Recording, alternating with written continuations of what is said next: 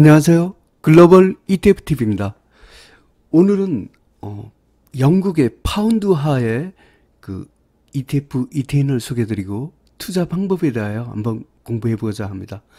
아무래도 파운드는 달러 약세 시대에 우리가 유로화나 엔화, 호주 달러 또는 신흥국 통화와 함께 달러 약세 시대에 대체 통화를 갖고 할 수 있는 큰 대안이 되는 통화 중에 하나입니다. 그럼 한번 국내 뉴스에서 파운드에 관한 뉴스를 한번 검색을 해보겠습니다. 국내 언론에서 파운드에 관한 어떤 뉴스를 검색해 봤다니까 브렉시트 코로나 사태로 신흥국 통화와 닮아가는 파운드화. 파운드화의 성격이 선진국 통화지만 신흥국 통화와 비슷하게 갖고 간다, 이런 의미입니다. 호주 달러도 상당히 신흥국 통화하고 비슷한데 파운드화도 점점 이 선진국 통화에서 브렉시트 이후에는 신흥국 통화하고 비슷한 성격을 닮아가는 것 같습니다.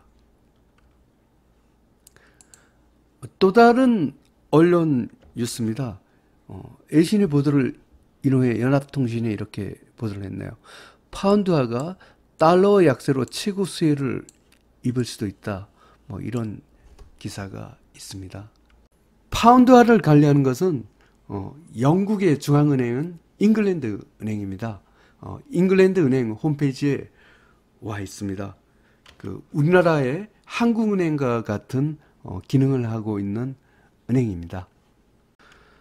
파운드화를 갖고 공부하기 위해서 우리가 블랙시트를 갖고 빼놓을 수가 없습니다. 블랙시트를 이해하기 전에 먼저 유럽연합을 갖고 이해를 해야 되는데요. 유럽연합은 유럽의 28개 국가가 구성된 경제적 단일 공동체입니다. 즉 유럽은 경제적으로 봤을 때는 28개의 국가가 아니라 한 개의 국가다, 한 개의 공동체다, 이렇게 되어 있습니다. 이 유럽연합의 큰 특징 중에 하나가 이제 1991년도에 단일 통화로 유로화를 사용하는, 이걸 갖고 유로존이라고 하죠. 이 유로존을 갖고 시행하는데 영국은 이미 브렉시트를 갖고 시행하기 전에 유로존에 가입을 안 하고 파운드화를 갖고 이렇게 사용했습니다. 그리고 이제 2020년에 현재는 브렉시트로 유럽연합의 탈퇴를 갖고 진행 중입니다.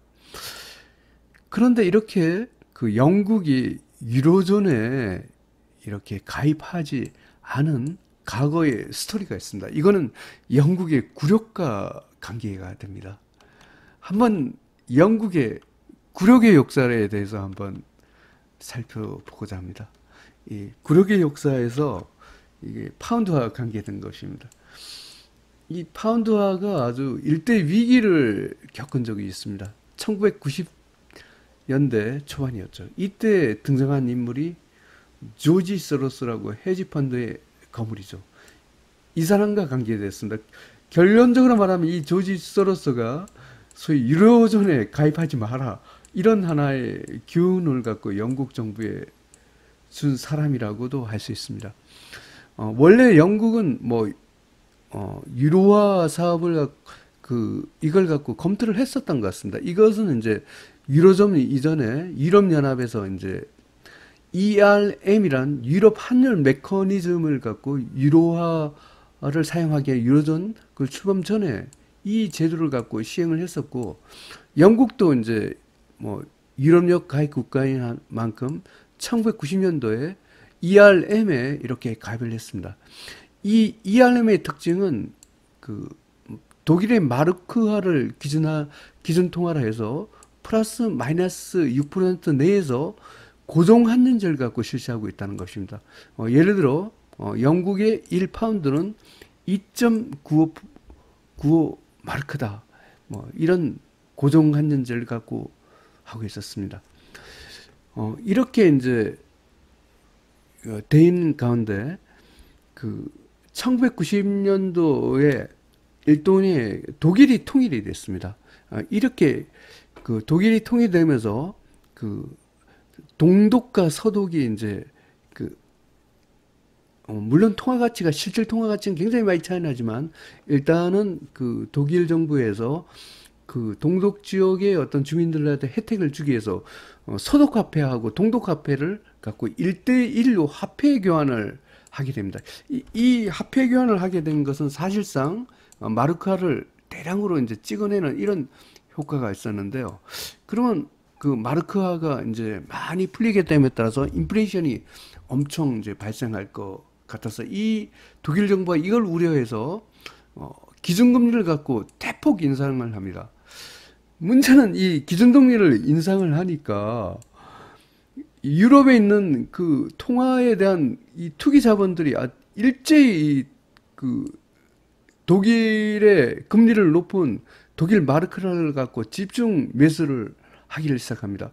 이렇게 독일 마르크화가 올라가니까 유럽의 다른 국가들의 이제 통화 가치가 그 이 고정환율제에 그 엮여 있어 갖고 같이 뭐 금리 인상을 하거나 도저히 뭐 스웨덴 같이 못 버티는 국가들은 이하려면서 탈퇴를 하거나 막 이런 식의 어떤 선택을 하게 됩니다.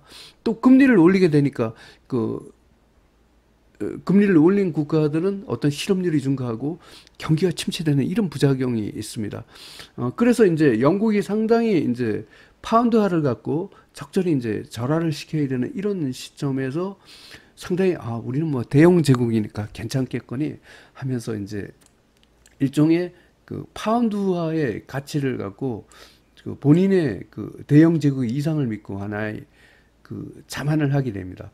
이때 조지 소로스 같은 이 국제 펀드가 영국이 파운드화가 이제 고평가되었다고 이제 판단을 하고 한 100억 달러를 동원해서 파운드화를 공매도 칩니다. 투매를 하면서 이 공매를 치니까 이 조지 소로스 그러면서 이걸 공개를 해버립니다. 이러니까 그 헤지 펀드가 소위 말하면 그 조지 소로스의 그가 100억을 투자하니까 이 전 세계 헤지 펀드들이 조지 소로스를 따라서 같이 파운드화를 공매도를 합니다. 이렇게 하니까 이제 막 파운드의 가치가 이제 막 떨어질 것 같으니까 잉글랜드 은행, 우리로 따지면 한국은행이죠. 영국의 이 중앙은행은 잉글랜드 은행이 280억 들어갖고 투입해갖고 파운드화의 가치를 방어하는 환율 방어 전략을 합니다. 결국은 조지 소로스를 같은 헤지 펀드하고 영국 은행 간의 일대 그 환율을 놓고 전쟁이 일어나게 됩니다. 결과는 잉글랜드 은행의 참혹한 아주 패배로 이렇게 일어납니다. 지금 이게 이제 1992년도에 그 요때입니다. 결국은 막 조지 소로스가 이 파운드화를 갖고 막 공매도를 이렇게 치니까 결국은 이제 영국 잉글랜드 은행에서 이 2.95선을 이걸 방어를 하려고 어마어마한 280억 파운드라는 어마어마한 돈을 갖고 투자를 했는데 결국은 외환보유고가 다 거덜이 나갔고 1992년 9월 16일 이 환율 보기를 포기를 하고 결국은 ERM에서 탈퇴를 하게 됩니다. 이걸 갖고 검은 근육 블랙 웬즈데이라고 해서 이 결국은 영국의 투기 세력에 굴복한 그 이런 일대 사건이 일어나서 이 잉글랜드 은행은 결국은 이 환율 방어를 위해서 외환 보유고를 다 날리고 그다음 파운드가 결국은 그 방어를 못하고 이렇게 하면서 5.5조 원 거의 33억 파운드란 막대한 손실을 갖고 있게 됩니다. 그리고 이때를 계기로 그 영국이 유로존 가입마저 포기를 하게 됩니다. 결국 조지 소로스가 영국을 유로화를 못 쓰게 하는 아주 결정적인 이 교훈을 남기게 되었죠. 그리고 조지 소로스는 단 한 달 만에 10억 달러, 1.2조 원이라는 어마어마한 이 수익을 거두면서 명성을 날리게 됩니다. 이 당시에 한번 언론을 갖고 제가 한번 찾아보았습니다. 한번 봐보겠습니다. 블랙 웬즈데이, ERM 뭐 여기에 대한 이렇게 언론 기사가 있죠. 방금 전에 보여준 이 차트입니다. 하여튼 뭐 이때 그 기사가 이렇게 나와 있습니다.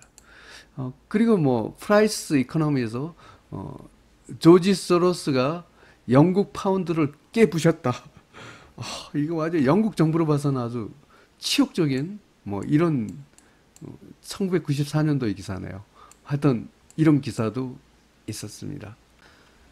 이런 굴욕의 역사를 가졌던 영국 파운드화였지만, 하지만 우리가 영국의 저력을 갖고 그 19세기에 뭐 해가 지지 않는 나라, 이 대영 제국이 아니었습니까? 그 영국은 원래 이 파운드화가 17세기부터 최초의 국제 결제를 하는 기축통화지였습니다. 그렇기 때문에 이 가장 최초의 기축통화지였기 때문에 우리가 이 파운드화를 갖고 주목을 해야 합니다. 이렇게 이제 17세기부터 거의 한 20세기 초반까지 한 3세기 가까이 기축통화의 지위를 파운드화를 누렸지만, 그 2차 세계대전 때 너무 이제 전비를 많이 쓰다 보니까 이 금을 보유를 하고 있던 영국이 이 금이 대량으로 이제 미국으로 가게 됩니다. 이렇게 되면서 또 미국의 국력이 굉장히 강해지죠. 2차 세계대전을 계기로 해서. 그래서 결국 1944년 브레튼 우드 체제를 통해서 기축통화지기를 파운드화해서 현행 달러화로 이제 이양을 하게 됩니다. 그러면 한번 브레튼 우드 체제가 무엇인지 한번 간단히 공부를 해보겠습니다. 브레튼 우드 체제는 1994년도에 출범한 국제통화 체제입니다. 이거는 이제 미국 달러를 기축통화로 하는 금본위 제도를 실시했습니다. 금 1온스는 35달러라는 뭐 이렇게 해서 이때부터 달러화가 이제 파운드화를 대신해서 기축통화를 갖고 지위를 유지하게 되는 계기가 되죠.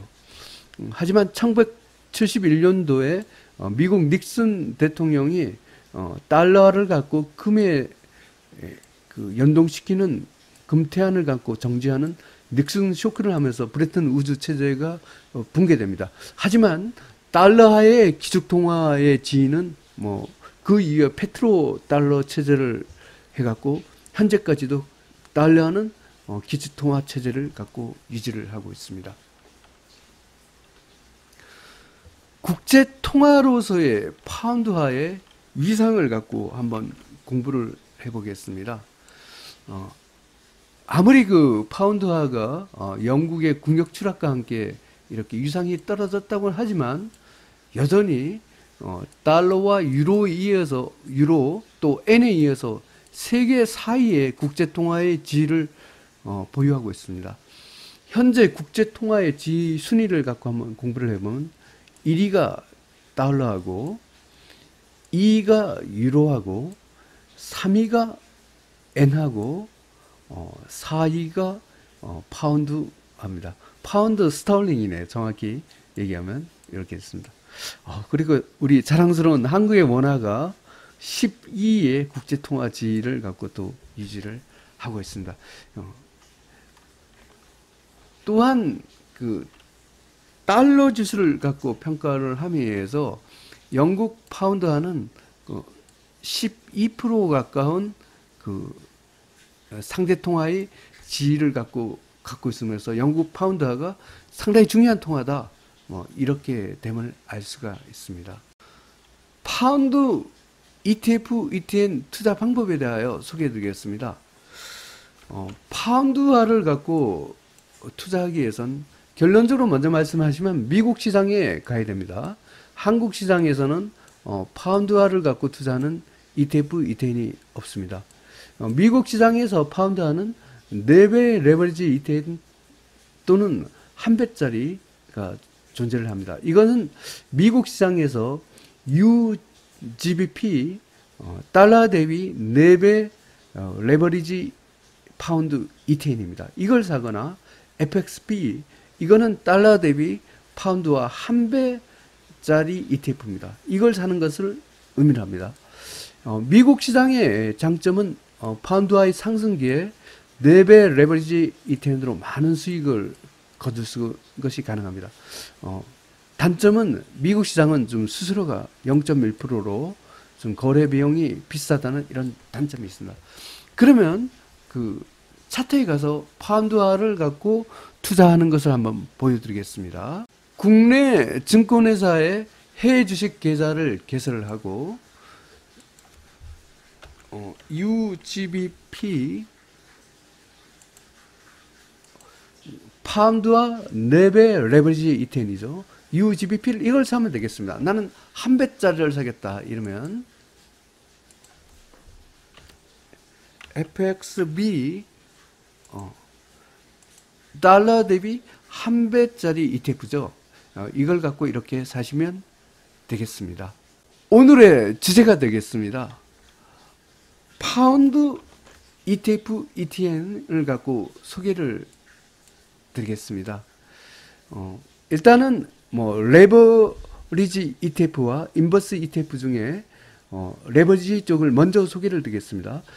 먼저 이제 4배짜리입니다. 4배짜리는 그 미국 시장에서 UGBP 달러 대비 파운드 4배 레버리지 ETF는 UGBP입니다. 이걸 갖고 사시면 되겠습니다.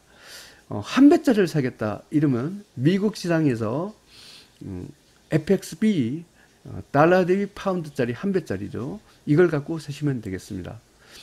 인버스를 갖고 투자를 해야 되겠다 이러면 DGBP 이거는 파운드화 대비 달러 레버리지 ETN이 되겠습니다. 파운드화의 관점에서는 인버스 ETN이 되겠습니다. 글로벌 ETF TV 시청자 여러분, 오늘은 파운드 ETF, ETN에 대하여 한번 공부를 해보았습니다.